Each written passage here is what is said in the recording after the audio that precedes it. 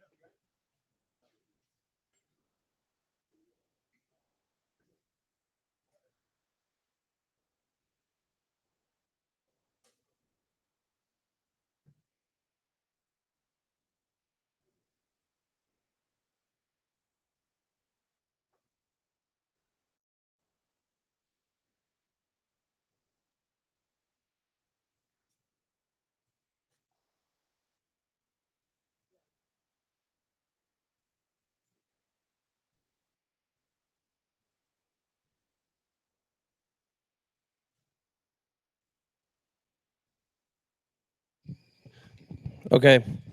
Thanks everyone for coming. As you all know, it's May the 4th. So May the 4th be with you, everybody. And you're at a space talk on May the 4th, you bunch of nerds in here. It's okay, same thing. Definitely want to give a special thanks to Cross Campus for having us here and helping us set everything up. Really appreciate it, and just accommodating us and all of you here. And Innovate Pasadena as well. They help us put this on and gave us the venue and everything. So we're really grateful for them too.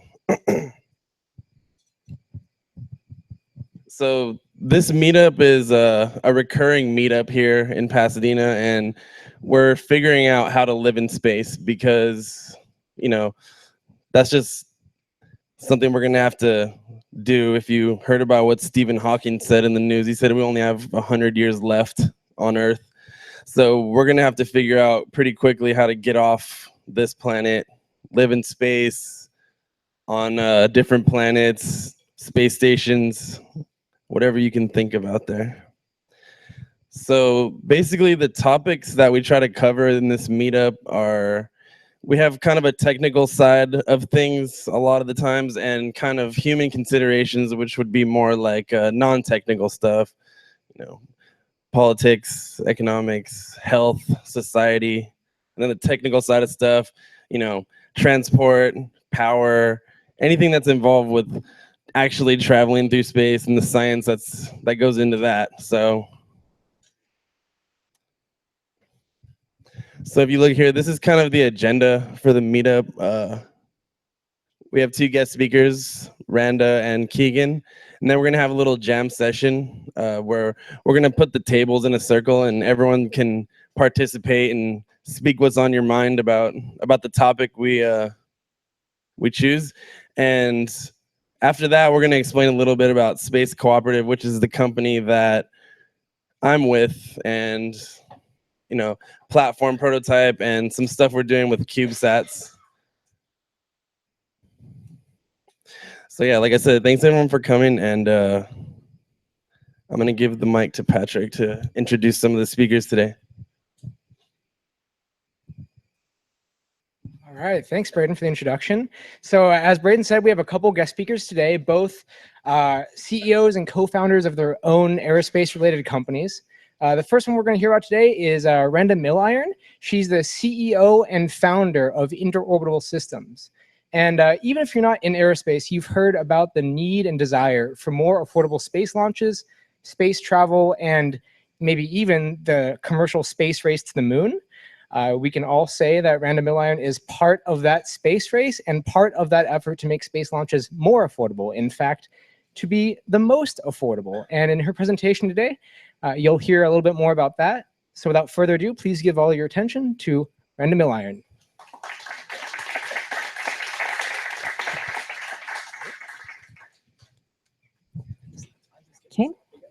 Pleasure to be here.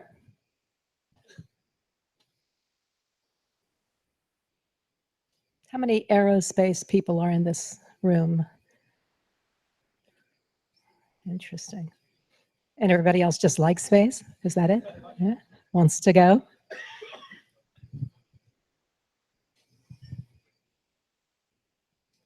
Okay.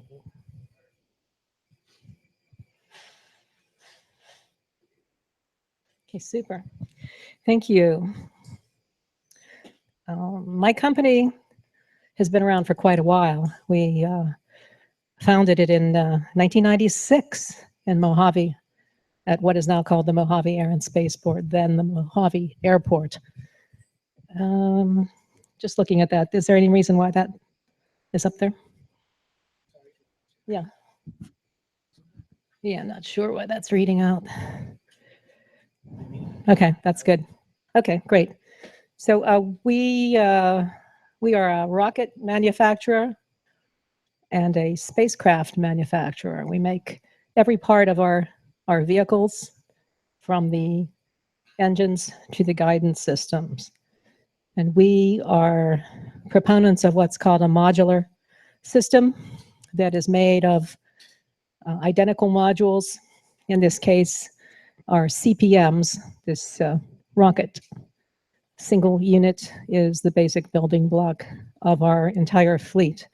We also make CubeSats, which you're familiar with, and we invented a form factor called the TubeSat, which is that circular format, beautifully put together by the Mexican Space Collective in that particular image. And again, we do all our own engine building and testing. These personal satellite kits have become incredibly popular. They actually fund a good portion of our program, our manufacturing and flight program. We have, I would say, 25 countries in which the satellite kits are the center of curricula. And in these photographs, you can see the secondary school there in Ubatuba, Brazil.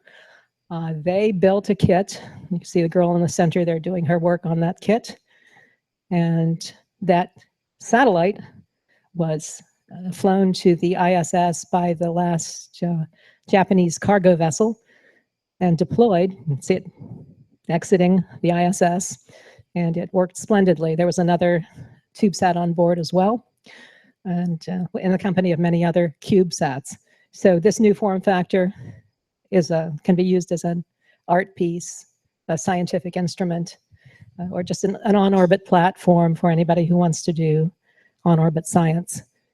The South African girls, they're doing their small sat using our kits, and Naval Postgraduate School with their TubeSat, and North Miami High School with theirs. We have 140 payloads on our manifest, and you can go to our site at interorbital.com if you want to read more of those. But they range from, again, from art projects, music projects, through hard science, from NASA to the University of Moldova. It's a complete across the spectrum interest in this type of hands-on science. And you get to learn the black arts of making your own satellite. I mentioned the CPM, or the Common Propulsion Module. This is a single unit, the first CPM 1.0, we call it, getting ready to have its first flight test. There are 4 satellites on board. This unit, when combined with other stages, becomes either a Neptune 1 vehicle, or an N1, a Neptune 3, a 3 module, Neptune 5 module, or our lunar vehicle, which is a Luna 8, an 8 module with enhanced engines. But the main goal of putting this type of system together initially was to create a dedicated small sat launcher that is the smallest small sat launcher, one that can fit in a 40-foot container and be transported anywhere in the world, and one that is the lowest cost in the world. As I mentioned, we make our own engines. We began our business as engine makers, and we've gone through every type of engine you can think of and had great success with cryogenics initially, solids, and what we settled on are high-density storable propellants. This 24-foot flame that you see here is nitric acid and turpentine, and it gives us a beautiful, steady performance. This was the qualification test for the flight of that CPM that you saw in the other photo. But all these engines are made in the US. They're made in Mojave, made by Interorbital Systems. So we don't have to depend on anyone for our engines. Here's some of the flight sequence of that first test flight. You can see an intern up there at the top. That's what you get to do if you're an intern at Interorbital.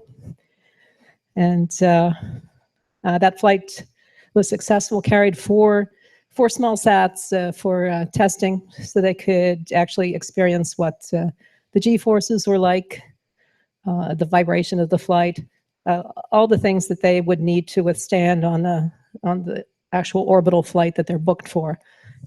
There's also John Frusciante's J-14 satellite on board there.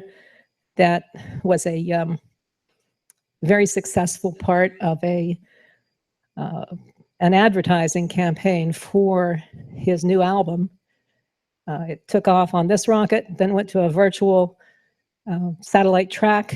When the satellite was over your country, you could download his album for free for like 8 or 10 days. Well, that went on to win every giant advertising prize in the world, including Golden Lions at Cannes and Clio Awards. So it was really great to be part of that.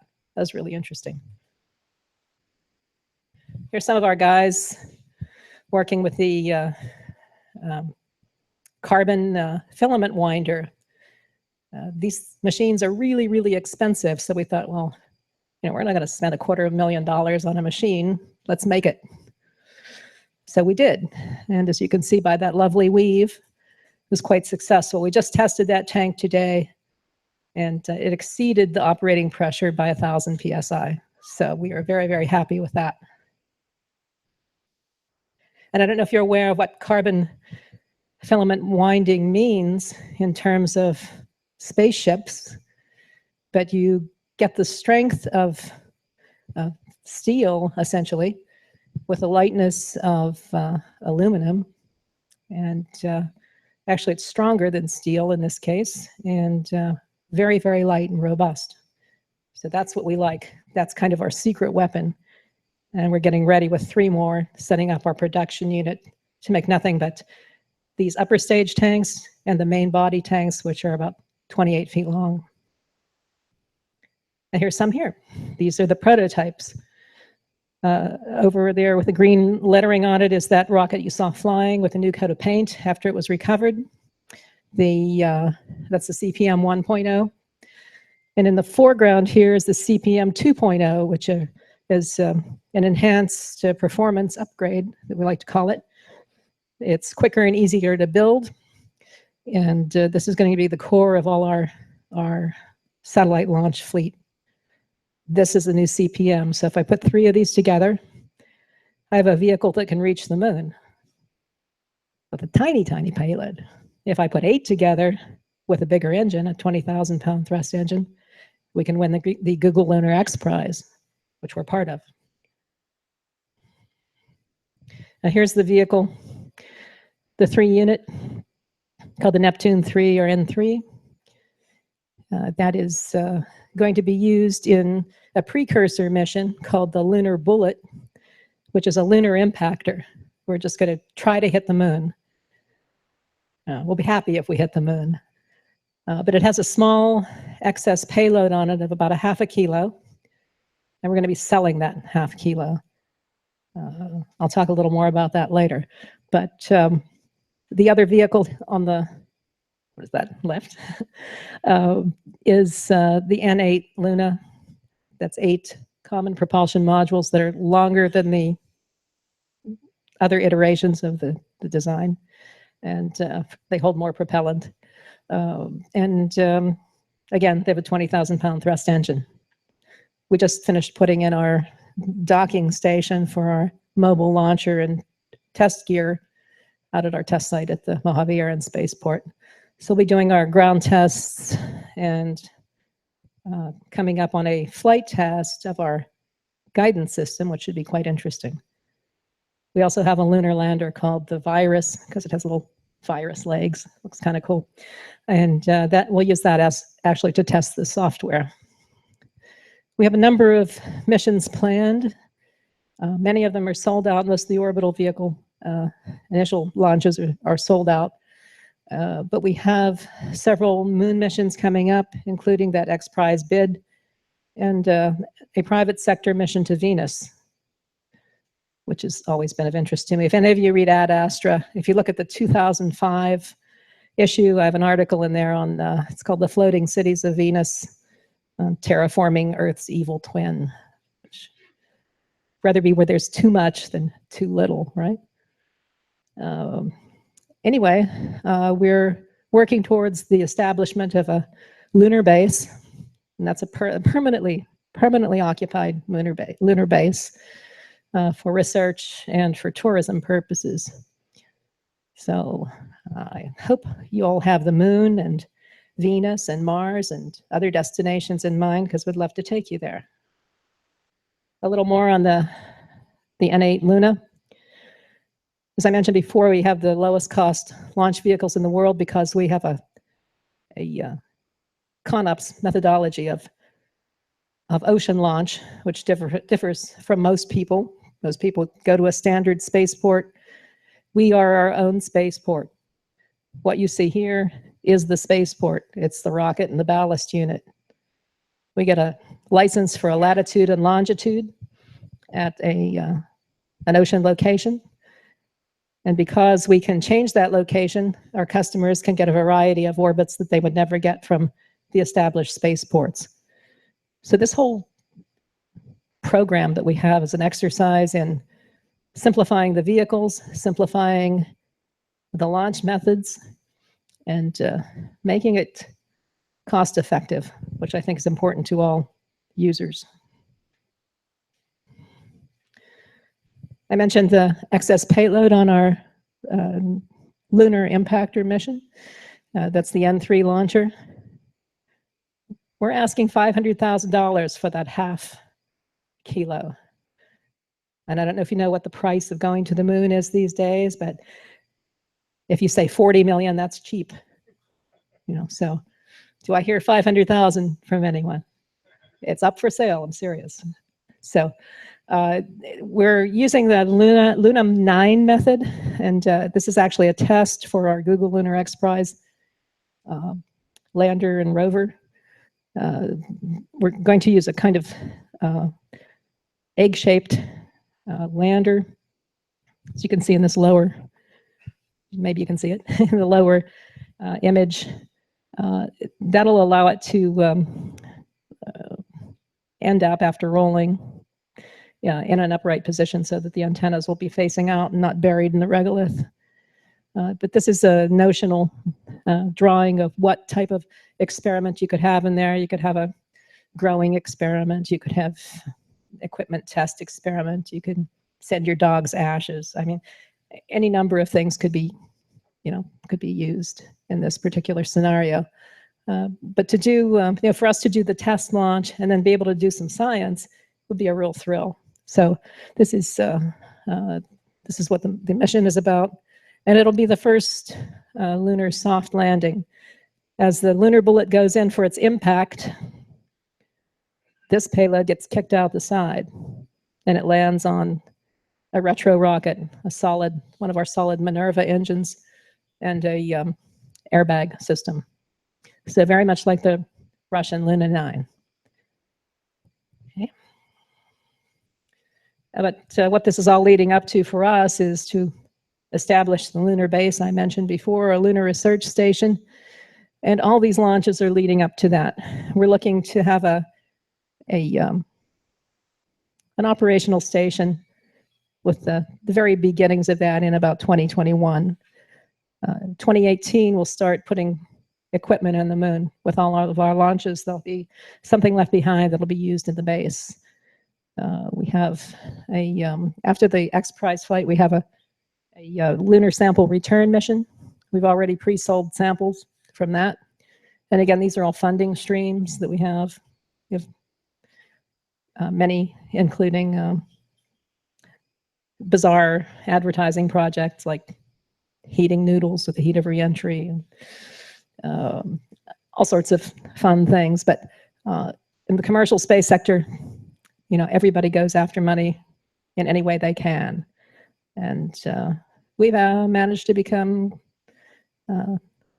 successful through our own means. I think we only had one NASA contract. Everything else was self-generated. So we have lots of skin in this game. And again, with this buildup, we want to have people on the moon. And we want to have that lunar base at the Shackleton crater at the south pole of the moon permanently inhabited. So some of the first things that'll be done will be setting up the utilities, the oxygen supply, the solar power, rocket propellant production, those sorts of things. So that's all on the to-do list. And ideally, someday, we'll be on that little lunar hopper coming down to the surface and surveying our new territory. So at any rate, interorbital systems is space 3.0.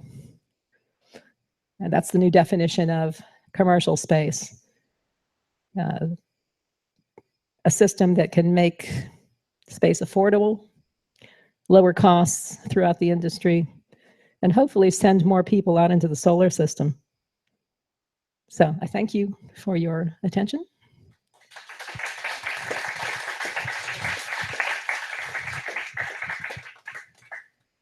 All right, thank you very much. And I'll get the next one set up. Do we have time for questions? Yeah, sure. Would you like to take some questions? Sure.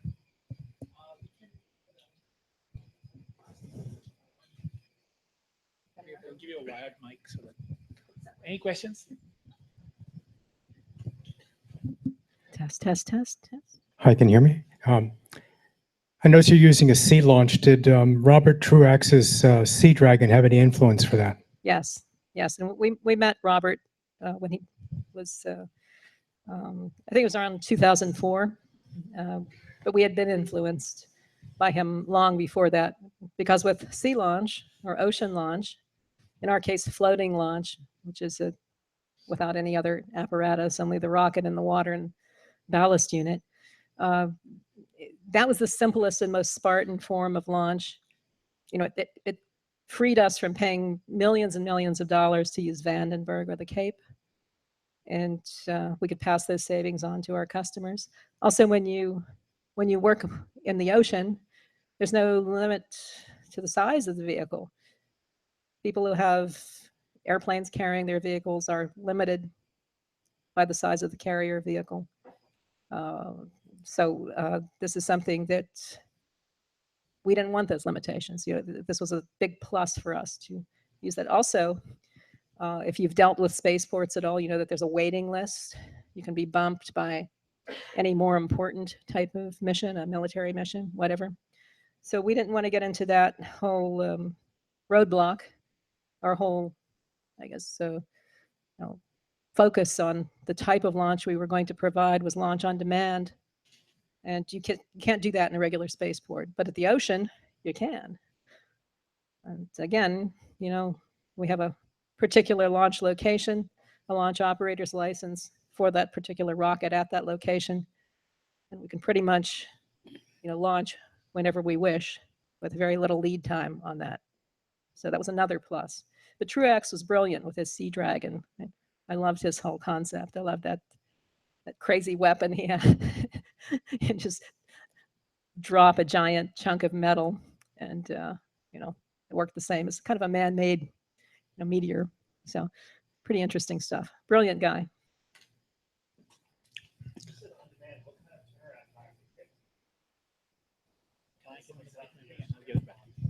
If we have the rocket fully fueled, which we can because there's storable propellants, so you just kind of like like you go to a gas station, fill up your car, right? We do the same thing with the rocket, and it could be ready in a matter of minutes if it's on location. So, you know, and the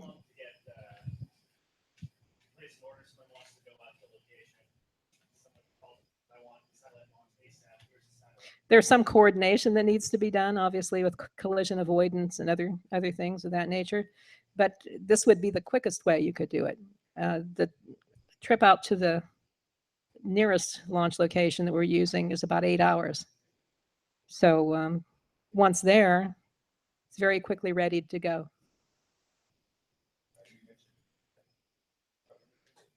Yes, that the first vehicle you saw flying was, yeah, parachute, and we have another launch coming up, which is with that 4-unit vehicle.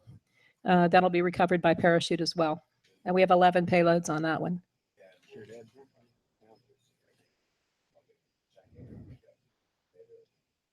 We relined the engine because that sustained some damage on landing, and all the injector was fine and everything else, all the valving was fine. But it has a few dings and bumps, and a new coat of paint was necessary. But other than that, it was ready to go within probably 3 weeks of the launch.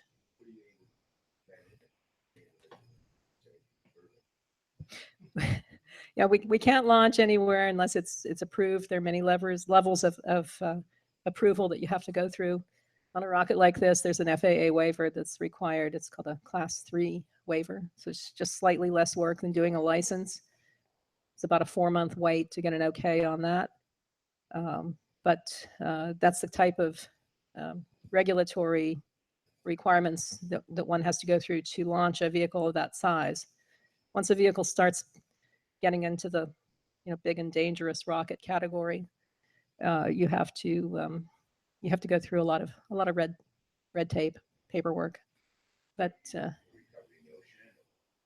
we're not going to recover in the ocean. That we think of the reuse that vehicle can experience would be life as a reef for fish. On orbit, we're looking at potentially reusing parts of the rocket for human habitation. So with each launch of, say, a Neptune 5, would have a component of perhaps we could do the von Braun wagon wheel station, where you have the gravity on the outside and 0G in the center. That would be an interesting exercise. Well, those tanks, those were, I think, 21 feet, if I'm not mistaken. That's a different, we're running a different concept here right now. So these are some of the things we've thought about. You have to think also of what's possible to build. If you're on a low budget or you start with no budget, you have to figure out how to get something done. And you can't be extravagant. You can't go out and try to make $1 million engine. You don't have $1 million when you're a startup, right?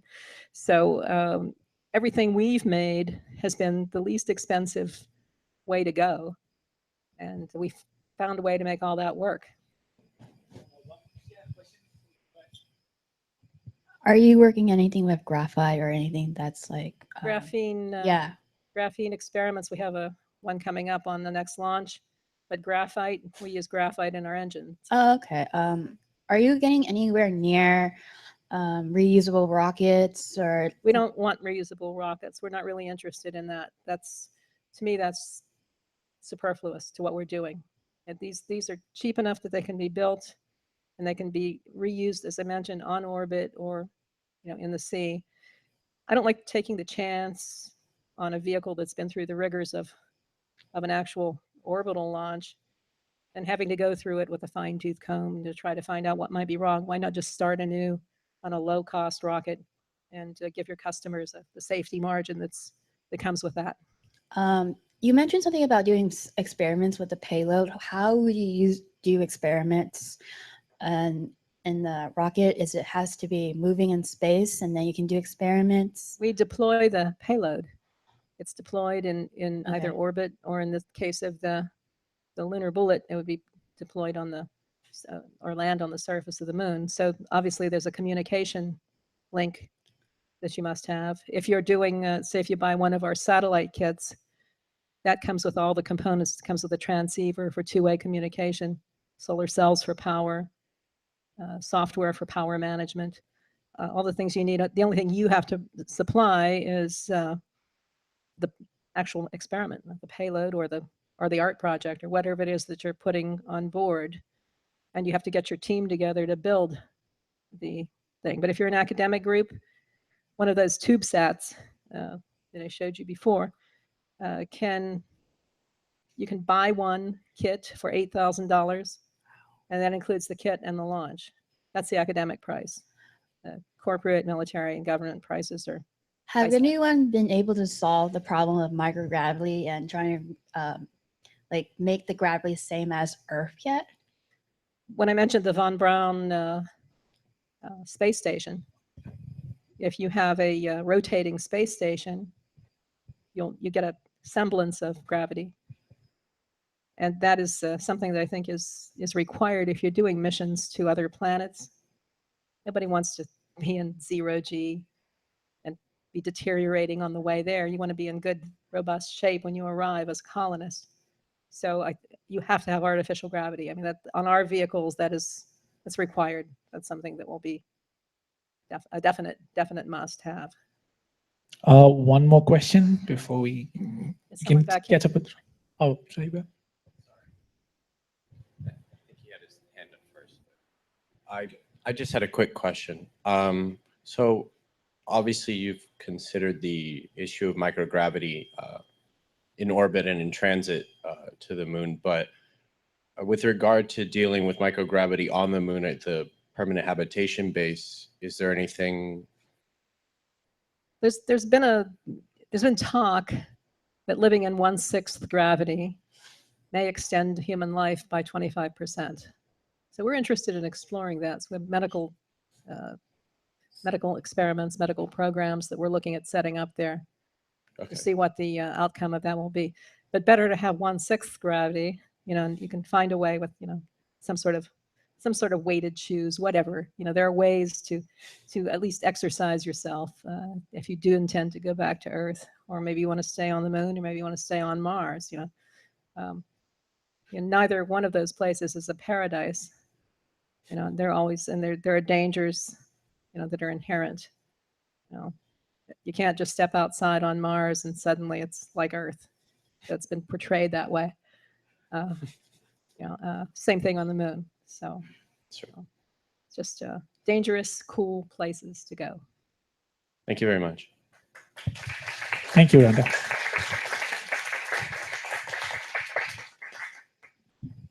Great. Well, thank you so much. And now, thank you. It's time for our next speaker. His name is Keegan Kirkpatrick, and he is the CEO and founder of Redworks Construction Technologies. You'll hear more about it in a bit, but as a quick preview of what he does, essentially we've all heard of 3D printing by now and of how powerful it can be in a lot of settings. What Keegan is doing is adapting his engineering mindset and aerospace interests with 3D printing to do something that hasn't been done yet. And I think Keegan can say more about that. Thank you, Patrick. All right, well, thank you guys for having me here tonight. It's a pleasure to be down here. So I'm here right now to talk less about really what we're doing as a company and kind of the vision that got us to start all this, and really a vision for how we can make colonization work once we get out of the atmosphere. And that means homesteading. But to do that, first I kind of have to take you through where that vision kind of originates from, how we're kind of facing these stumbling blocks that have yet to really been resolved by some of the new startups that are showing up, and how the others are trying to really make them work, and where we really see the solution to enabling long-term exploration and colonization of the solar system. So I have to kind of show my age a little bit here there.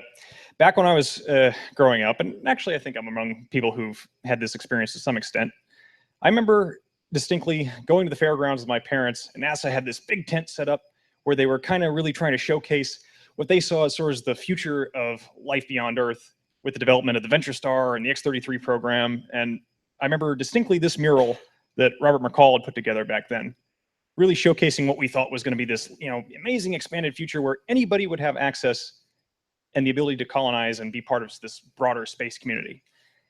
Unfortunately, we never quite came to reconcile one fundamental problem with space exploration, and that's that there is a fundamental difference of needs between trying to explore a new world and trying to colonize it. Now, if you're trying to explore a place like Mars, that's just a problem of low volume and high cost. We need to have a small number of really skilled, temporarily positioned people living in a scientifically driven laboratory that are predominantly trained specialists. And this will be an expensive mission with a very scientifically minded goal. And for the last 40 years, we've gotten pretty good at this. The problem is that these space habitats, of which the Salyut module shows up in Mir and in ISS, have not substantively changed to adapt to the needs of going beyond an exploration model. These are all laboratories built with a very specific mission in mind. Oh, no, need to go back. Okay. Butterfingers. So we need to figure out how we're going to enable colonization, not just exploration. So for a colonial model, this is a problem of high volume and low cost, getting a lot of more or less average people with a very diverse array of skills onto a new world for a truly economically driven model. Now, when Europeans first came to North America, they, as cynical as it may be to say, were not coming here for the dream of being able to discover some new and grand vision of what the world can be and to learn more about our own origins. They were coming to be able to better their own lives. And so long as access to space and the ability to live on a new world is prohibitively expensive and only made possible by these very costly laboratories, colonization is always going to be out of reach. And that is because we have yet to solve the mass problem. The mass problem is really just one simple question. How do you make it cheap enough through either reducing the number of launches or the amount of payload you need to send per launch to make it possible for someone to survive indefinitely on a new world? So in other words, how do you not just reduce the amount of flights to get them there, but the amount of flights to keep them supplied? Now, we're lucky enough to where launch providers, like we've just heard, are working quite diligently to bring the cost down from what the old paradigm was, $10,000 a pound, down to we're creeping up to where $1,000 a pound looks reasonable, and the dream is under 100. And there are additional solutions being developed by a myriad of other companies for either reusable launch, in-orbit tugs, refueling systems developed by MDA and other companies like them that are all trying to be able to keep the costs low for everything to get you up there. And then new competition is further compounding this, because once you throw the marketplace at this and people think they can make money off of it, they're going to do everything they can to continue to shave down costs. But so long as we are tethered to modules, we haven't solved the ultimate problem of the mass problem. How do you keep the number of flights down to the bare minimum to keep people supplied once they get there? And modules are, unfortunately, even the cheapest and most innovative ones like those being developed by Bigelow Aerospace, prohibitively expensive for a long-term mission like that to a far-off world like, say, Mars. It's not just the launch cost itself and the cost to keep them built, but also the fact that this is a finite system. Once it's there, your people on the surface have to spend pretty much all their time that they could potentially be using to explore and develop their own economic viability on the surface of a new world, trying to maintain this preset list of infrastructure they have with them. And if anything goes wrong, you have the other problem that you have already a 223-day flight time to wait for anything to get in there. And then you have to wait for the minimum energy window to even be there in the first place to that, assuming it gets to the surface, though that's been less of a problem as of late. There used to be the old saying that there was Mars was kind of the Bermuda Triangle of the solar system. Only about half the ships that ever actually made it there were lucky enough to make their way to the surface. GridWorks, back in about 2015, we kind of started fiddling around with a new spin on a solution that other people had looked into in the past, and that was taking the merits of in-situ resource utilization, building with the dirt that you have once you get there, and marrying that to the new innovations coming around in 3D printing. That the entire process of building everything you need to live on the surface of a new world should be something you can do totally on site. In other words, be able to create an adapted design and print the material and inhabit that and repair it, additional resupply. And what we're ultimately talking about here is 3D printing with dirt, if there's a less subtle way of saying it. Now, this not only reduces your initial cost, it reduces your lifetime cost, because now your build material, your patch material, anything you need to repair and maintain your vehicle and your habitat once you get there, around you. So this enables a very important concept that I keep coming back to, the colonization of the Americas: resource independence. If the founders of Jamestown were having to constantly wait for a new building to be constructed in Britain and then shipped across the sea, hoping beyond hope that it would actually arrive and then fit their needs once it got there, the United States would have never been anything more than a handful of outposts hugging the Atlantic seaboard. You can 3D print with dirt and rock, ideal 3D printing feedstock, because it has a relatively low surface area to volume ratio, meaning that it absorbs heat really well and kind of melts itself down into this glass binder. Can be stronger than residential concrete and can be built with relatively low amounts of energy. You give colonists the ability to essentially build their own world. And we've been lucky enough to where there have been other researchers who've already proven that this can work. There is a state government organization out in Hawaii by the name of Pisces. Some of you may have heard of them, the Pacific International Space Center for Exploration Systems. And this little brick that I'm holding right here is made of basalt. It was created in a process very similar to this. It was not an additive process, but it was proof that you can indeed make viable building material with no water, with no additional binding agents, just heat that you can source yourself from the dirt beneath your feet. And RedWorks wants to take this one step further and both apply this technology commercially on Earth first, but continue to advance it and marrying it with this idea of parametric colonization, making it to where buildings are not designed in some pre-done package, but something that can adapt to the needs of the survivors on the ground, of the site itself. Now, basically, in English, this means creating a computational method that can take a set of very simple inputs for height, weight, and depth, for what you want your general shape of the thing to be, really the space you want it to occupy. And then that little bit of code will then scale everything, including utilities, rooms, everything like this, to fit your needs. This unit right here, which was debuted at the NASA Centennial 3D Print Habitat Challenge in 2015, was designed to host 4 astronauts for about a year. And it was built off of this nautiloid structure, which for one is very easy to scale. But second of all, it lets us take advantage of the fact that tragically there is no rebar on Mars. You have to make everything to survive under compressive forces. So this spiral pattern design lets you kind of distribute your weight a little more evenly. And there's a bunch of fun little tricks you can do to take advantage of some of the limitations that come with working with what is essentially just home-built concrete. But despite those limitations, because you now have a scalable method that lets you source material on site and build unlimitedly, you now give anyone who's trying to set up on a new world the ability to not only build that first home and survive, but be able to build a second home, maybe build a fueling station, maybe build, who knows, the first chocolatier on a new planet, the first bakery. I'm speaking in general terms, but the idea is to give colonists the ability to be economically independent, to create not just a new place where people can live, but a place where people can survive, can thrive, and build a new society. Now, one final point on the advantages of this system. We designed our habitat originally to give it the ability to be able to create the infrastructure for living systems. So rather than sending out electrolysis machines, air recyclers, and what have you, and freeze-dried food, you'd be able to create spiral-sized channels for aquaponic systems. In other words, closed-loop living systems that could provide air, food, and water, and continuously clean that through a gravity-fed system that would only require one little piece of machinery to keep the whole thing running, and that would just be a little pump at the bottom that would continually recycle everything.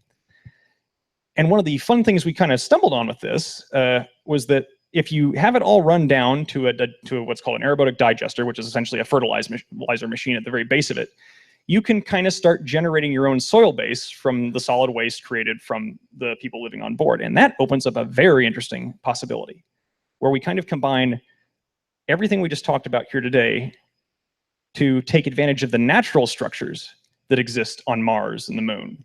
So much as on Earth, on the moon and Mars, we have lava tubes. But since we're talking about 38% Earth grav and 1/6 Earth grav, respectively, you can now take advantage of chambers significantly larger than anything we have on Earth. On the moon, they can be upwards of 6 kilometers in diameter. On Mars, about 500 meters, give or take. Use the scalable aspect of that algorithm and sourcing those materials on site to then seal off the entrances to these tubes, create the infrastructure for all the living systems you'd need, and start generating a soil base and plant life. And you can start cleaning the air and start pressurizing these chambers and slowly but surely create a larger closed ecosystem beneath the surface of Mars, beneath the surface of the moon. And in doing so, kind of micro terraform the beginnings of what we like to think is sort of a farming town beneath the surface of Mars. And you'd be going in through little cave entrances like this, like on the surface of the Sea of Tranquility. And through those doors, the new way to build on the new frontier. Our goal was originally to make it possible for anyone to be able to colonize a new world. We've since wanted to start taking that technology back to Earth and make it possible to be able to build in low-cost and austere environments. But we've never taken our eyes off the applications this has in space. And for my money, if we can make it possible for anyone to be able to set up shop and build on these new frontiers, we're creating the beginnings for new investment opportunities, because we're essentially exporting a totally new economy to a new world. And that's the beginnings of what, somewhat hammily, we might call the Silicon Valley in space. And it's ultimately all about using these technologies to create a new world. All right, thank you. So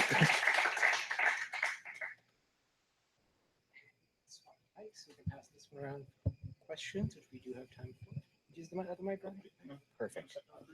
Awesome. All right, questions. I see one already. What would you be using as a source of light for these underground environments? You know, it wasn't debuted in the design, but we were fiddling with the idea to be able to create fiber optic lines that would run through it. There's actually I don't believe Pisces has worked on it, but there's been some interesting preliminary research into using basalt fibers to actually create fiberglass totally on site. Were you involved in that project? You just lit up in a big way on that. Yeah, we've been trying to find a little more work on it. We've been really, like I said, we've been very terrestrially focused lately. But that was kind of what we were seeing as the logical way to go for it. We couldn't include it during the Habitat Challenge and part of the design because we did not have a whole lot of, we didn't have a lot of backup material to validate it, but it was literally the day after we submitted, we started finding some interesting research on that. And it was a totally, should have included that in there. So yes, that's where we see it going.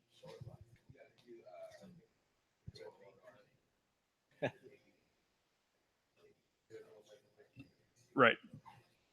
Well, we were trying to keep it as in situ as possible. And at the time, 3D printing LEDs from local sources of dirt, even for those of us who are, trying to look about as far forward as we can, even that seemed a little bit, too far beyond us. But we now know today that that is, in fact, a way you can go. So yeah, was what we were thinking for light sources. Awesome. Got a question back here. Where am I looking?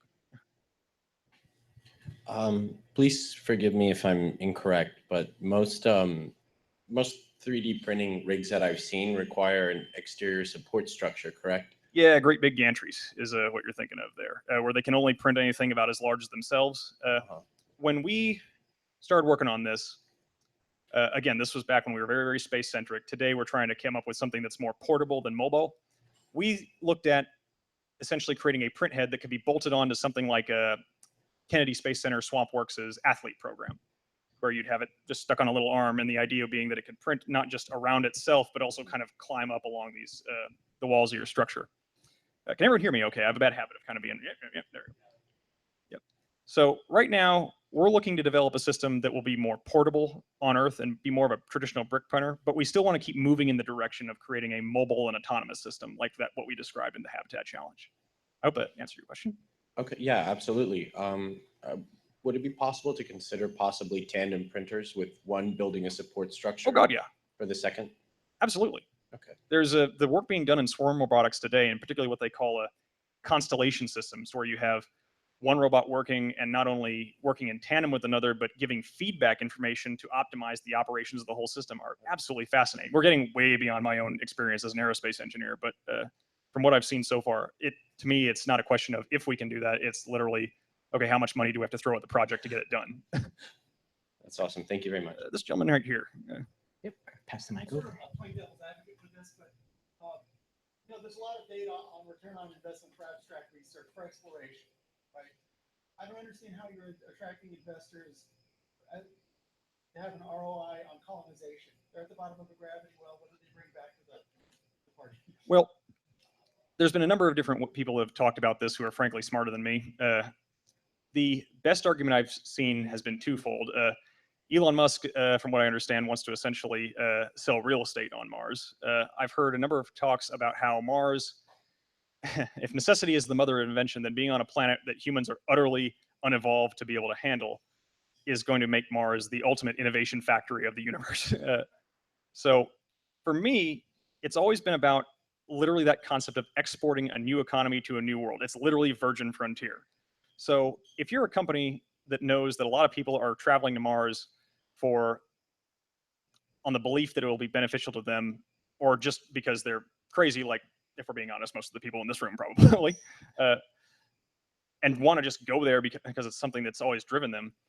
Suppose you want to start the equivalent of making the Model T of Mars. You want to invest in a company that's selling to those people specifically. Or you're an insurance company that's trying to cover the costs of getting to and fro.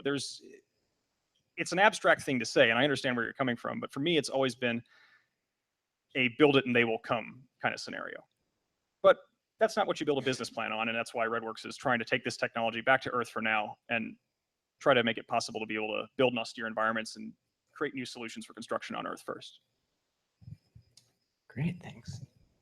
Just to switch the focus to the moon, what do you see the possibilities of colonizing the moon, tagging on to his question? I think colonizing the moon is going to be have more immediate tangible benefits that we can see right here and now, either as a staging point for in-space servicing or providing, we always talk about helium-3 being a particularly driving force, but that's waiting for fusion to catch up, and who knows if that will happen.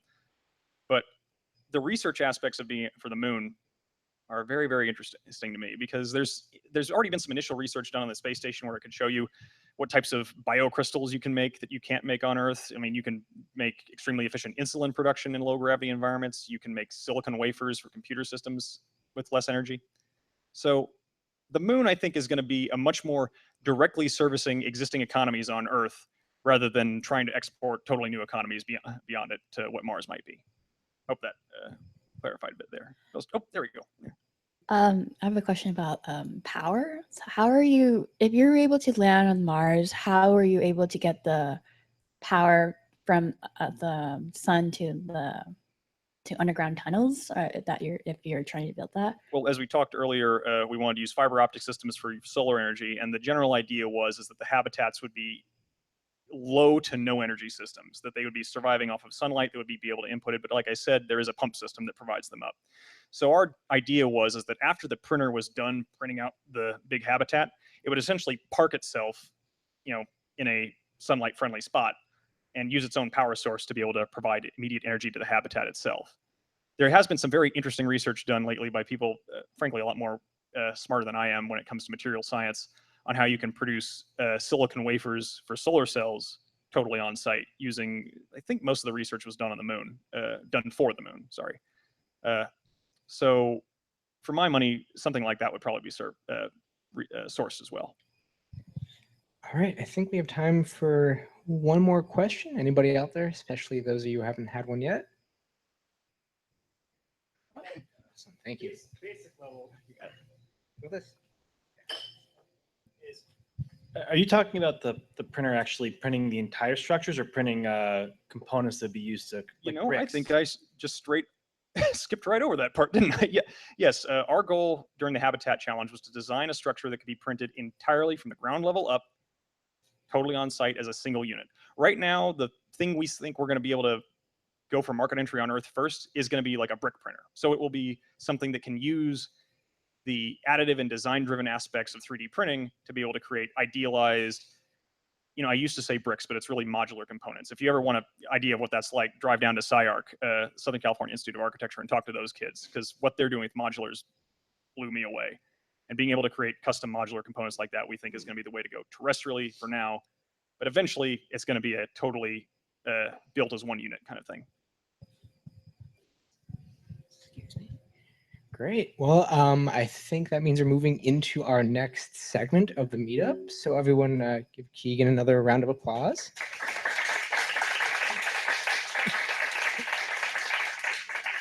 And another one for Randa Milliron as well for giving another good talk.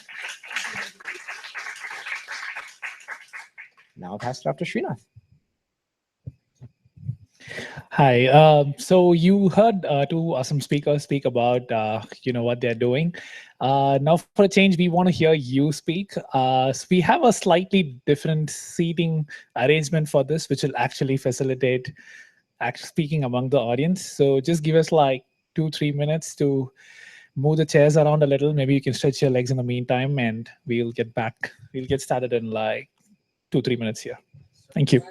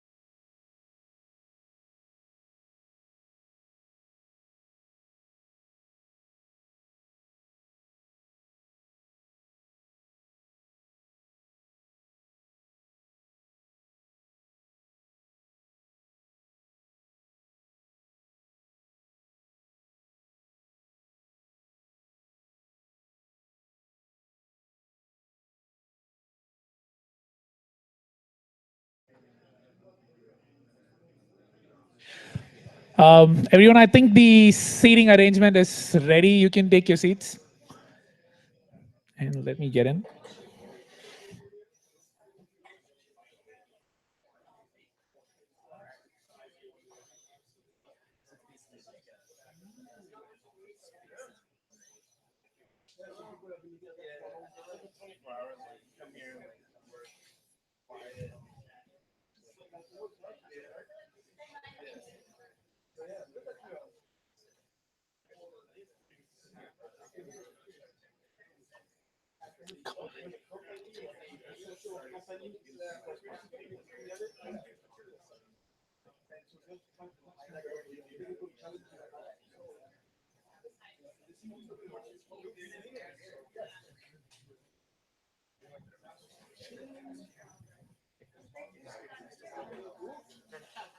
Braden, maybe I have no better this place open.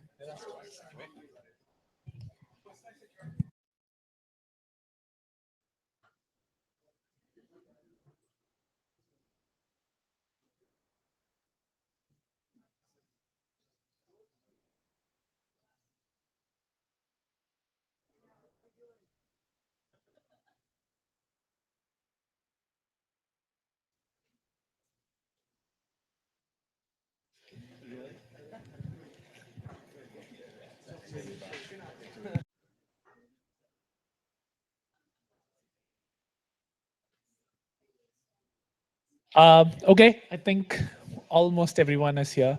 So let me explain what we hope this would become, but it's basically up to you. So we don't want to be shaping it too much. The idea is we will give you like a simple idea to start with, and we would like you people to build on it, brainstorm, oppose, encourage, whatever, and try to come up with something interesting as a conclusion, or if not, just it can just be a friendly discussion as well.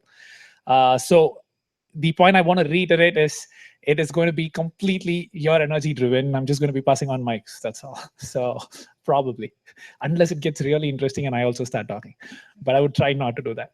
The starting point, and this is just literally the starting point for today, is again the thing that Braden mentioned. It is in the news today that Stephen Hawking thinks that humanity has till the end of this century to get out of our planet if we have to survive. It's an interesting thought. He addresses all his fears, from asteroid impacts to global warming, climate change, to just nuclear wars, everything. So we, as a part of Space Co-op and as a part of this meetup, I'd like to ask, what do you think it is going to take to actually make that happen? Is it possible? Are we going to be driven based on fear? Are we going to be driven based off just because it's cool? Anything on any thoughts on that? So that's the topic.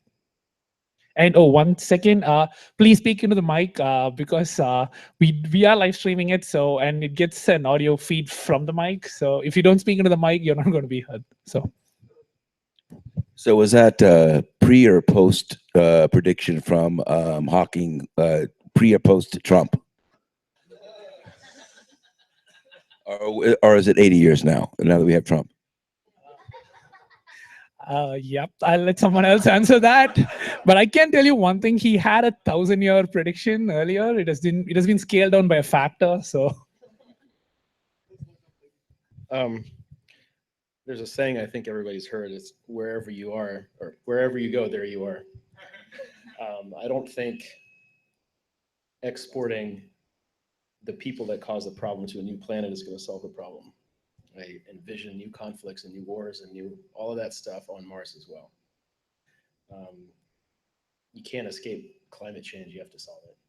That being said, I have hope that we're going to solve our problems on Earth, and hopefully colonizing Mars and the Moon and beyond is not so that we escape our problems in ourselves. It's for scientific exploration and for other things. We should look at it as a positive endeavor and not something where we escape ourselves. Somebody asked a question about ROI. This is sort of related. It was a space program in the 60s that came up with the digital watch. Not that the tax revenue or the companies that made money off of digital watches paid for the missions that led to that discovery.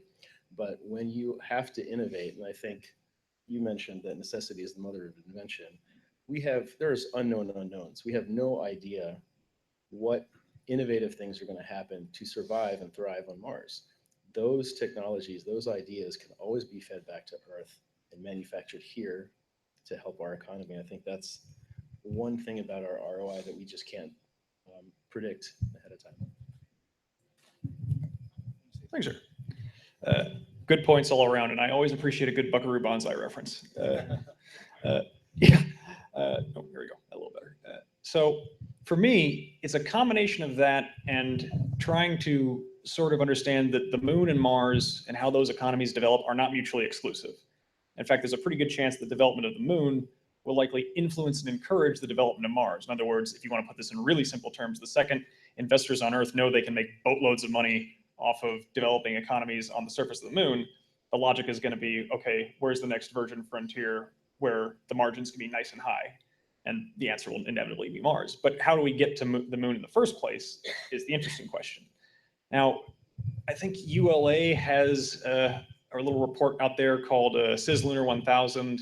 Chad Anderson of the Space Angels Network put together another report. This was back in 2013, I think, where he basically dialed in really the market value of lunar settlements. But I think what will drive us to the moon will be a combination of the economic interests of taking advantage of resources on the moon and using it as a staging point and how that relates to a broader CIS lunar economy.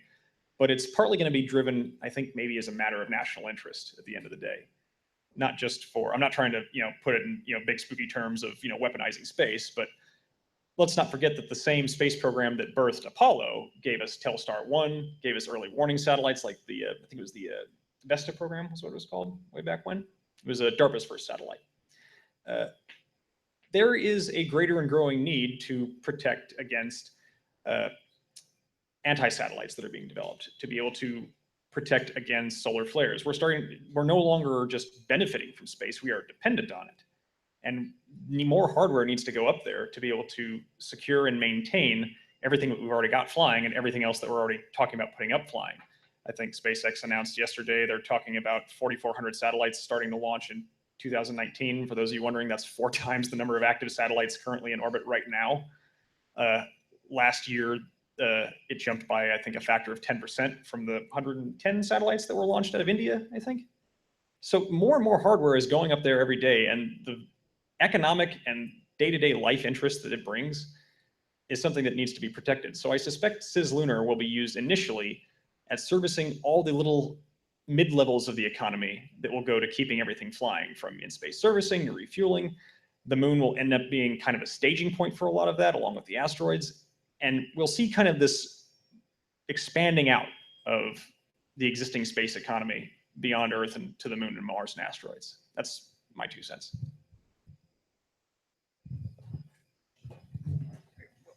There we go. Hello, yeah.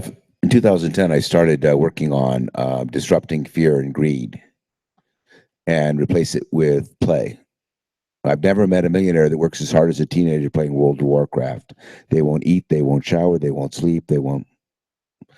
So if we can get people away from fear and greed so that we can actually start thinking Star Trek old school, then we don't export the caveman mentality with our advanced technologies, right? And it's very doable. So I've started the first 3 steps of 5 steps: education, mentoring, and creative spaces in the community. And the last 2 are gamification and global village, not a social network, operates differently. That's what I'm doing as an engineer, trying to solve the bigger problems of society.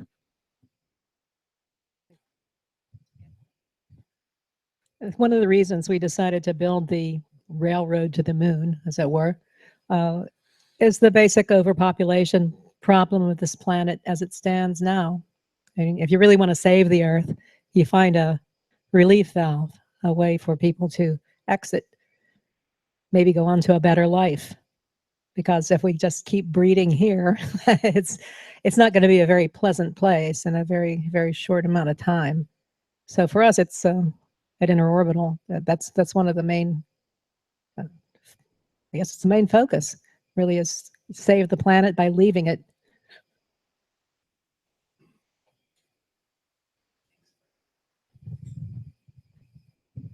One of the things that came up was the economic drivers for us moving out. And because the moon is so immediate, there were a few things that you mentioned that we're manufacturing possibilities. Anybody else in the room that can think of things that could be manufactured on the moon that would be an immediate benefit?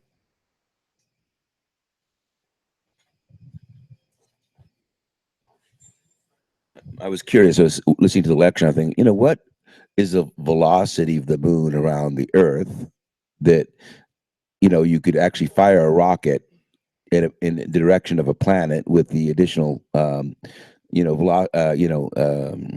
orbital velocity of the moon, and with a small gravity well that you could actually, make some pretty good time. I don't know.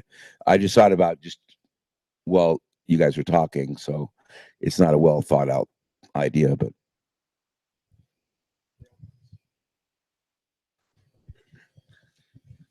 So yeah, on that, it's true that using the moon as a port has been proposed before, mostly because of the gravity well. What costs much more, and I'm sure people that interpret know that very well, is getting mass from Earth to space is just like too expensive. The gravity of the Earth is just that strong. But if you can send some building blocks to the moon and assemble, build, test, and eventually leave from the moon, then you can have a very, very high gain. So that helps a little depending on where you're going, but honestly, it's very, very neglectable. From my orbital dynamics point of view, at least. Astrodynamics question. Going back to like building on the moon, I'm just really curious what materials that we might find on the moon and what they made up. So more we can, like, going back to your companies, what you're doing, building blocks, and it's really interesting because you need to have a way to build and using the materials on the moon in order to build like a spaceport or any space colony. So I'm just really curious, like, what we can find. There we go. All right. This is a really interesting question. Now, fortunately, we have a pretty good idea of what is in the regolith layer on the moon, just because we brought enough of it back during the Apollo programs. It's a pretty standard mix of titanium, iron. There's even a little bit of uranium thrown in there, but what it's mostly made out of is silicates. It's basically little tiny fines of broken glass, and that's fairly common throughout just about everything in the solar system. Mars is kind of the exception because there's a little bit of hematite thrown in there. That's where the orange color comes from. That's what most iron ore is made out of. So for what our process was looking into using, and we're trying to bring that back to Earth, was creating what Phil Metzger, who's a friend of mine from, he founded the Kennedy Swampworks program that actually built the Athlete. He called it mongrel alloy, was the term that he came up with, which would be this hodgepodge mix of whatever happened to be in the surface bound together with that silicate layer, which is where you're really getting that, what I called a glass binder that holds everything together. So for making basic structures, you don't need really sophisticated systems, but if you want to make solar cells, you can also source those silicates. And for Mars, there's actually some interesting stuff that Patrick was working on way back when with the MOXIE project that talked about being able to make steel on the surface of these worlds. But if we're talking for the moon, one idea, I think the Japanese Space Agency first came up with it. They talked about sourcing lunar silicates to be able to make solar cells on the moon that would wrap around it like a big belt. I think that was a little ambitious, but you could conceivably make those cells on the surface of the moon and export them to be able to create big solar generating stations in orbit to power the Earth. And if you want to avoid launching them, because the moon has such low gravity, you can park, I think, well below L1, a space elevator on the moon that, rather than using carbon nanotubes or any high concept material like that, you can use Kevlar, and I think even one researcher figured that you could do it with stainless steel. So the moon gives some very interesting options for being able to create materials that you can export to be able to directly serve the Earth using just what is available in that first surface layer. And let's not forget that it's made out of the same stuff that the Earth's made out of. It's from how it was formed. So it doesn't require a whole lot of imagination to really get a sense of what we can do with it.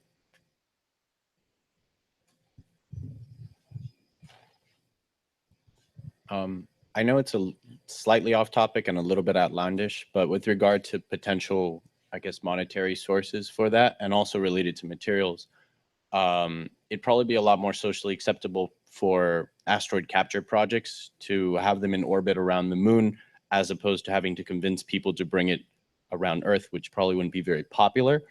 In which case it would also support a large-scale colonization on the moon in order to be able to exploit said resources, as opposed to, it would probably be better than attempting to exploit them on site at a large asteroid.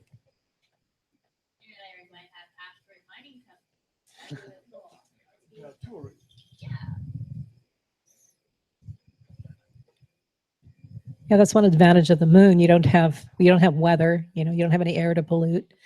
And if you have dangerous experiments, or things that would be dangerous on Earth, the moon would be the ideal place for that, to do, isolated kind of work. It's also I guess something I forgot to say earlier. It's the natural space station. I wish we had scrapped the space station and gone directly to the moon. I would love to actually, when that space station is deorbited, somehow manage to direct it to the moon and, just scrap it and use it to build the new base. That's pretty far-fetched too, but it's a big hunk of stuff up there, and people worked and paid a lot to get it up there. So something that, we don't think about as an asset, I guess, once it comes down as junk, but would rather send it where it can be useful. Yeah, I was just wondering if there's any interest in somebody forming a company to get rid of all the space junk.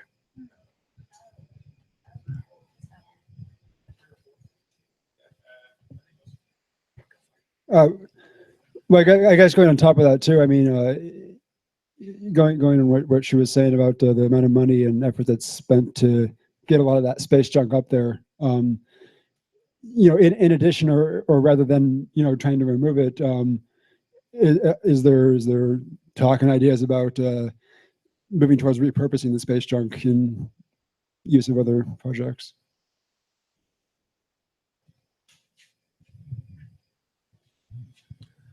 So there's actually a whole field in astrodynamics called space situational awareness, which is looking specifically at that, is how many debris are there, what are they doing, how dangerous they are, and what do we need to do about them. And so there's a lot of research about it, because most scientists do research mostly for free, but not a lot of companies, because no one is forced to do anything about it. And until that's true, until anyone who launches satellites has to actually do something about the end of life or the disposal of the satellites, no one is willing to pay for it. So you can start a company. There's a few ideas. There's a few companies. There's someone out of Japan who's looking at electric tethers. So it's like just fly a big tether through space, and it kind of collects the debris to it. And then it goes back to the same question as before, is there's not a big economic driver for it today, because no one has to do it. So no one is willing to pay for it. And so no one can really make money off of it yet, but maybe soon.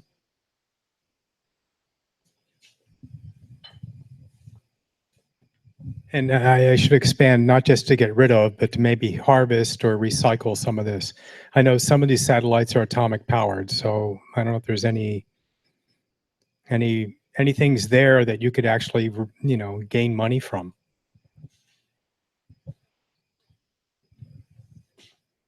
Again, if you take it to the moon, you have a place to reuse these things. So it's just this wealth of stuff that you probably wouldn't be able to purchase unless you were a country, that's just going to come in and burn up. So yeah, there's a lot of thought going into how to harvest that, and because we deal in the mass launch of small satellites, we're very well aware of the new work that's being done in the tests of robotic swarming of those satellites, and how they can be used as a team to go up and take out a particular asset for good or evil, right? But that's that thought, that whole planning is well underway. It's just a matter of, I guess, figuring out how to use it, The moon seems to be the best. I don't think bringing it back through to Earth is the answer. Same thing with the asteroid around the Earth. That's absurd. Who wants to invite that kind of disaster, right? So even taking it to the moon is a little chancy, but still, that's there's stuff out there that's worth a lot of cash.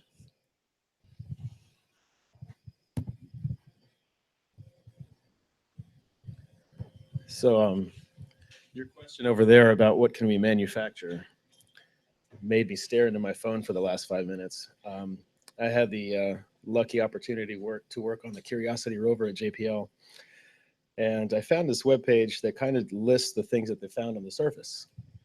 So far, it looks like if the results are in sulfur, nitrogen, oxygen, phosphorus, organic grade carbon, argon, and methane. So one of my first thoughts was, the rover is intended to analyze things. It's not intended to synthesize things. So it would have to have something on the planet's surface that synthesized molecules of any sort. One of the things, we obviously talk about food and terraforming and all that, but what about medicine? We need to take care of the health of people. So I don't know how you do that. I don't know how you create aspirin based on the elements I just mentioned, but you got me thinking about that. Like, I think MSL is probably ground zero to answer that question. Like, what have we actually found on the surface by drilling in, a few inches? I don't have an answer. I'm just saying, I think that's where we need to focus our attention, is rover science.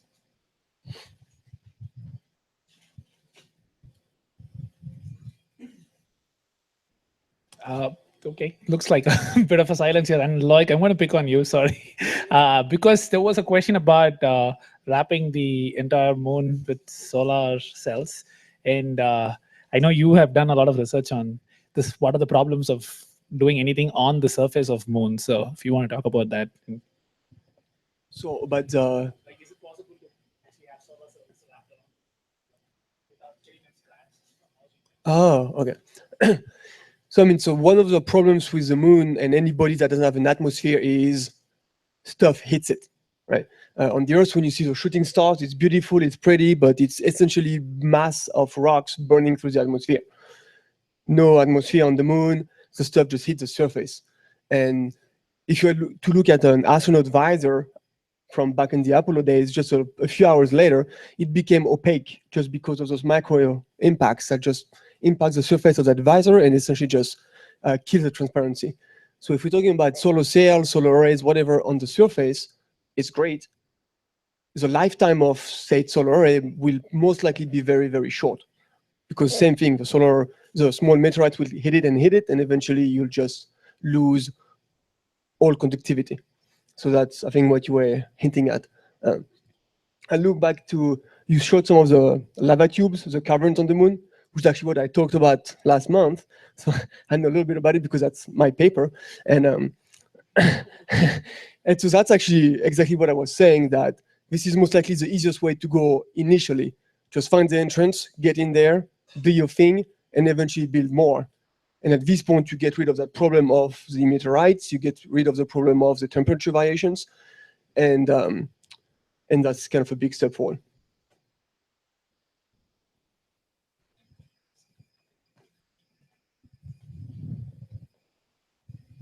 When we founded Interorbital Systems, we also founded a nonprofit scientific organization called Translunar Research. And in our research about what to do when making a moon colony, it was just that. It was to go underground and use those existing lava tubes as habitat. Makes perfect sense. You're protected from cosmic rays to some degree, or the things that are coming through space and falling out of the sky, as it were. But yeah, that's back to the cave, right?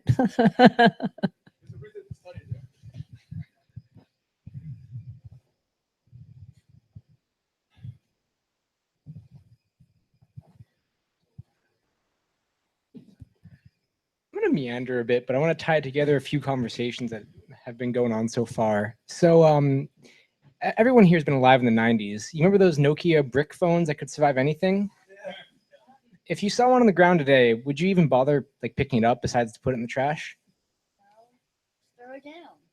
All right, so who's seen the movie Castaway with Tom Hanks and Wilson the volleyball? Now imagine you're Tom Hanks and you have a charged Nokia phone on the ground. Would you still throw it in the trash? So to reiterate what we've been saying about using resources in situ, about recycling the what is ultimately highly refined space junk and resources on the moon. That's the difference between finding a Nokia on the ground in the streets of New York and finding it on a Pacific island when you're marooned. And we've been dancing around it, but what it comes down to is we all fundamentally agree, one way or another, that the moon is a great place to be efficient. And I just want to highlight that this is something we've all agreed on today, and it's great to hear because it's been debatable for a long time whether space resources are even worth it. And now we're all as society agreeing on this. And I just want to highlight that point. It makes me feel good.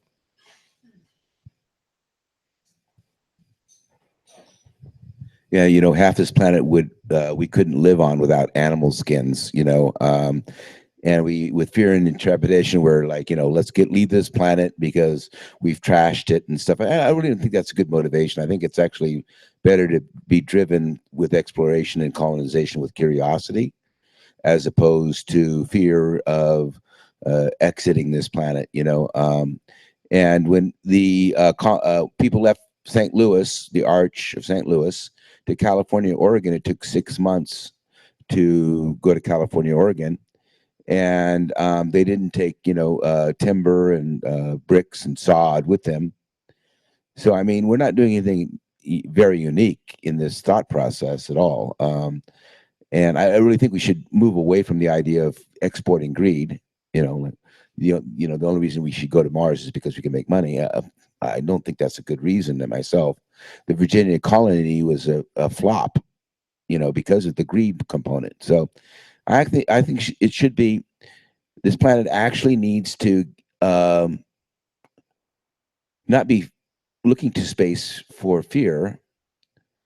But the problem is that most people outside of this room are not interested in anything beyond their neighborhood, much less the solar system. So we actually have to get them back inspired like Kennedy did, and Star Trek, not Star Wars, because whenever you see any movie that you see out there, it's like, actually, oh my God, it's fucking dangerous out there. Look at all these movies, and these aliens wanted to attack us. And the new movie coming out in July, shit, I'm not looking at any of these flowers, you know, because that shit, you know, Promethean and all that other shit. No, I mean, this is, you know, Hollywood's basically scared the shit out of us, right? You know, so we really, it's hard to be curious when you're petrified out of your gourd, you know, with some kind of alien, you know. We laugh at it, but most people actually really think the alien's somewhere in some kind of plant and some lava tube in Mars and the moon. So we have to change that narrative to make curiosity entertaining, and not export Star Wars, you know, our caveman mentality into our solar system. I don't think the solar system's ready for it.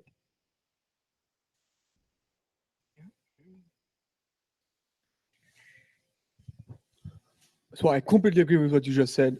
I mean, all of it. My only problem with it is curiosity doesn't, you know, pay the bills. And I wish it would, right? Yeah, but someone had to pay for it, right? Yeah. So someone has to pay for it, and the problem is we need the money, and space is just even more expensive than I think anything else we've done before. Which I think it's each time you do something new, it's more expensive than one before. And so playing the greed card or the commercial card or any other cards is just a way for us to get the money we need to do the thing we actually want to do. And I guess and I think there was a question initially, and it's going to be the question at the end, because I don't think we're going to solve it, is how do we get the resources, and here it's the money, to get from where we are today to doing it. I think technologically we're pretty much there. We could do it almost today. We just like, I mean, for one, money, a bit of political unity, and also like the coordination that everybody needs to just get anything done. Airplane flight is very expensive. Now it's $100 to go 1,000 miles.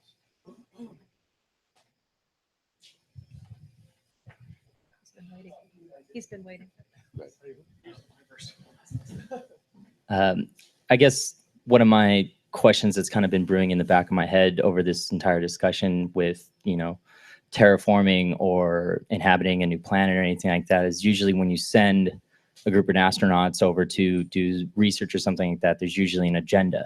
There's somebody's driving this entire operation of why we're there, what's going on. I guess the question I want to pose to the group is, once we're there and we've started to colonize and stuff like that, do we send people from every country on the planet? Do we send people just from the United States? You get into these very political questions of, now once we're there and once we've inhabited it, who's the leader? Do we give it a democracy? Do we, you know, what form of government do we put on this other planet now that we've, and usually what comes with politics comes greed. And I know we're trying to get away from that and fear. And when you go to, say, the moon, which is kind of international waters, and it's basically, it might not go that way eventually, but you know what I mean?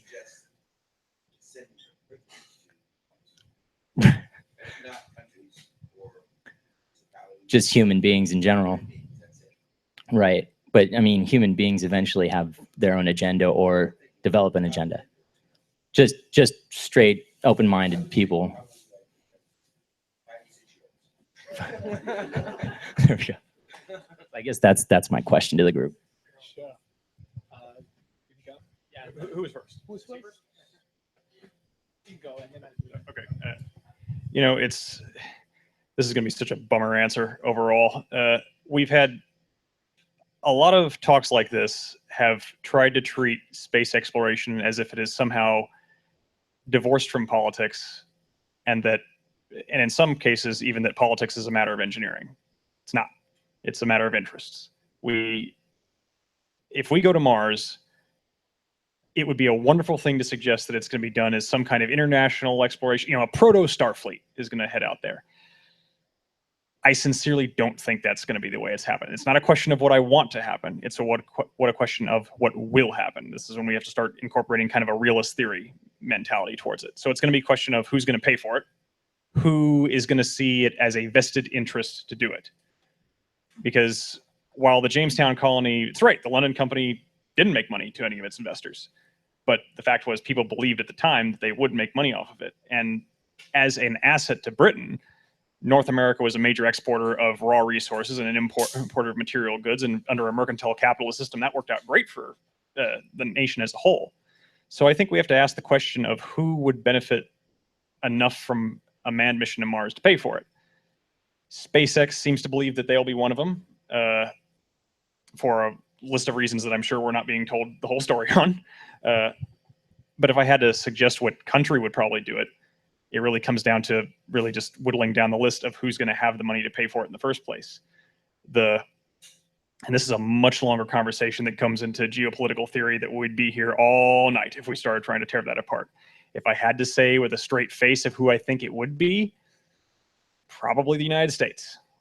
I don't think we should see that as a bad thing, but I think we have to, you know, start seriously dealing with the reality that space is probably not going to be terra nullis for long. That the second human beings think that they can get something out of it, they're going to want to start to lay claim to it. Again, this is not a question of what I want. This is a question of what my cynical brain thinks is going to happen. So, yeah, I'll get back next. I believe it's a really good point that politically and economically, both of those points are going to be very much linked with regard to especially developing space exploration. I believe that the first couple of forays into that are more than likely going to avoid the issue of political treaties and the fact that there's already numerous ones that say that we can't exploit natural resources in space. More than likely, the first few are going to try and avoid that just for nobody wants to argue for years in the UN about it before it happens. But far from comprehensive economic opinion, I think that the initial, and the way I like to look at economics in general, I think the first few forays will be looking at it in terms of resources rather than money after the initial investment has been put down. And the question is whether that will continue to be the case or whether, again, I guess the medium of exchange money is going to rule the day as opposed to individual needs. So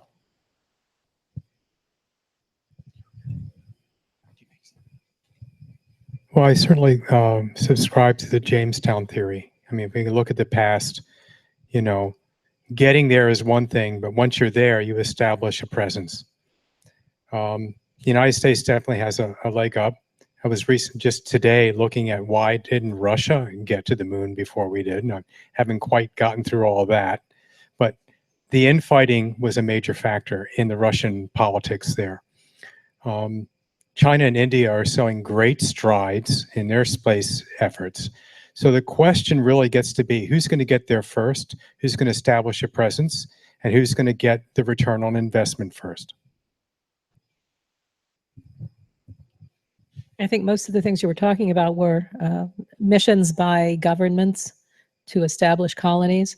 That's going to be a whole other type of, a type of deal. It's going to be standard. It's going to be, people are going to be picked the way NASA picks astronauts. It's not going to be like the colorful, interesting people, in general, who would not be picked for a space program.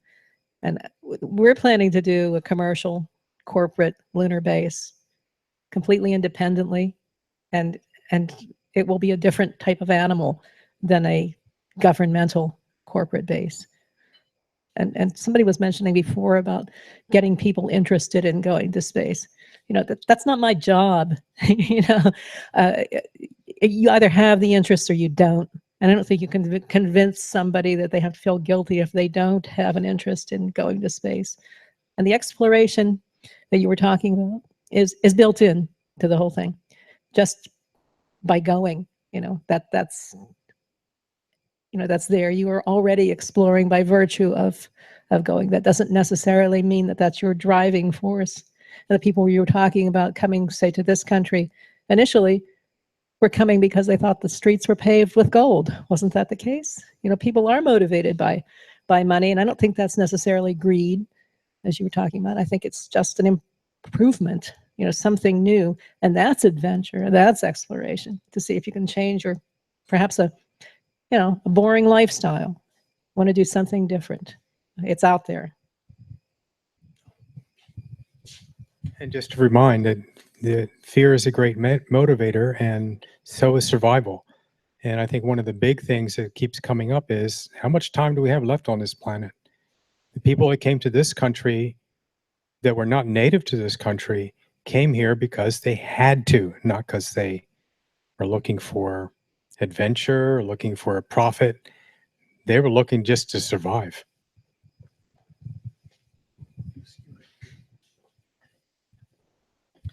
A question I have about the construction again is, what kind of energy is required? Is this something that's going to be really just limited by the resources of, which is dirt, so it's infinite, and whoever has the printer? But do you need a nuclear power source, or? This is a question for, yeah, okay. So yeah, we are kind of running out of time before cross campus gets.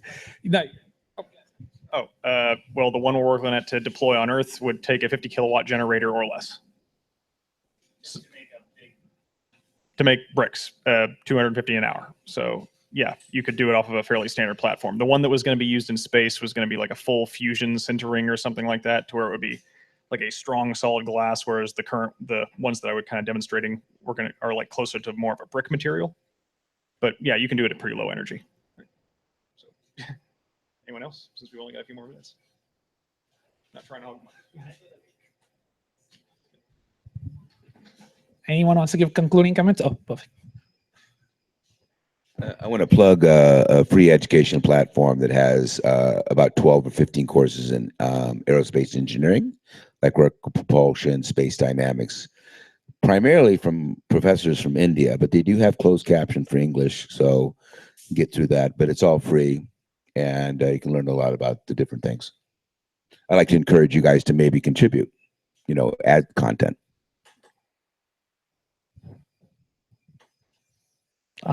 Okay, because of time constraints, we'll conclude the jam session for now.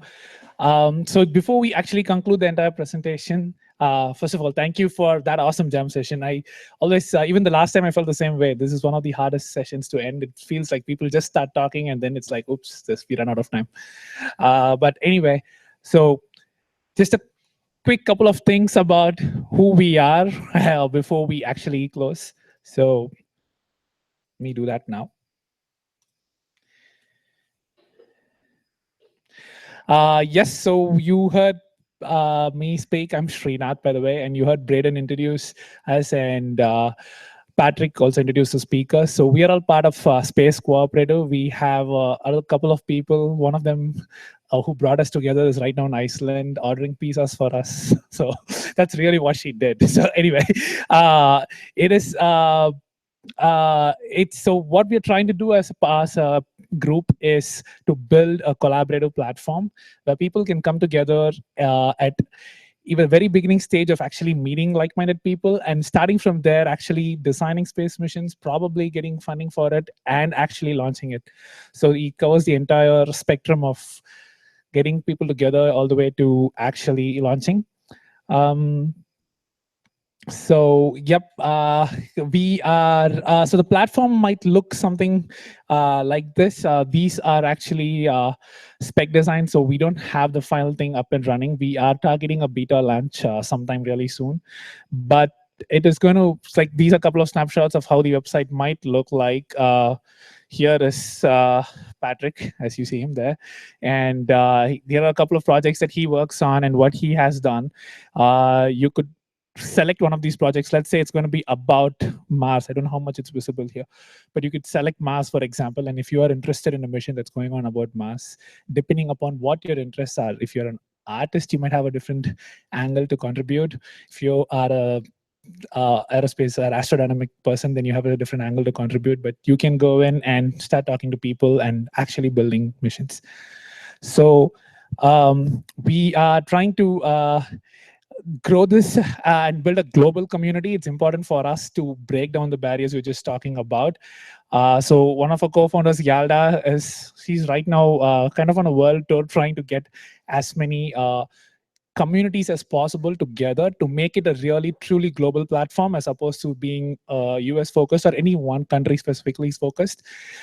She is going to be presenting a paper about the space co-op thing. It's called a new International Space Agency in IAC in September. And we also have her visiting the GLEX in Beijing in June.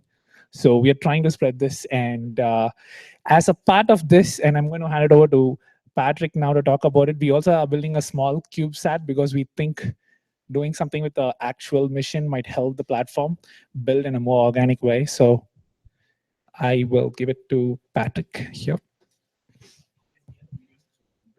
Awesome, thanks.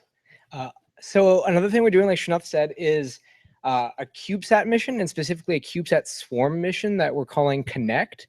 And right now, there aren't really swarm missions out there, CubeSats or otherwise, but a lot of people, both civilian and military, have been talking about it. And there's a lot of benefits to it. Randa touched on a little bit of that a little earlier with the benefits of that kind of mission. I actually just presented something at the CubeSat Developers Workshop at Cal Poly SLO last week. You can find me on YouTube. Ask me about details afterwards because we're a little pressed for time. But what it amounts to is, imagine all the things that a swarm of satellites can do that a single satellite can't, and imagine what a swarm can do more quickly. And that's what we'd ideally like to create in the long term. And in the short term, we're using the platform and the CubeSat as sort of this self-reinforcing platform. So that way, the project helps enhance the platform enhances the project, and one day we will launch it. There should be a video somewhere else. Yeah? It's fine. Yeah, you found it? Oh. I did put together, or more correctly, Braden put together a video using actual simulation footage from the physics simulator that we developed in-house to simulate the swarm. And here is a sneak preview of it. And this is real physics, not Star Wars physics.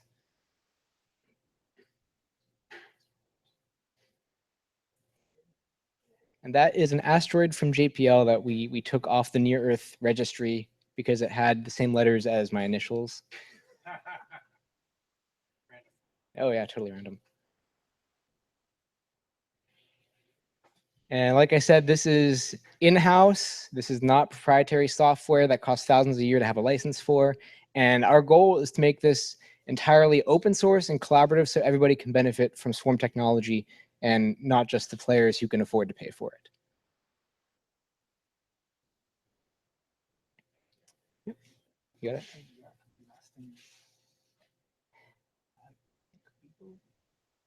Yep. And the very, very last thing is we are looking to grow and have a variety of needs at the moment.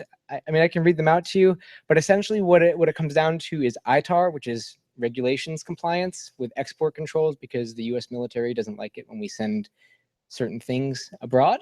Web development, both back and front end, as well as space mission engineers, both professional and enthusiast. So please contact us at curious@spacecoop or space.coop, or visit our website /membership, or talk to us after this if you're interested.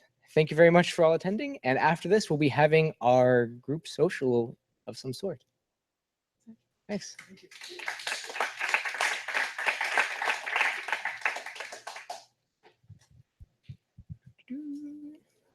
Should I put this?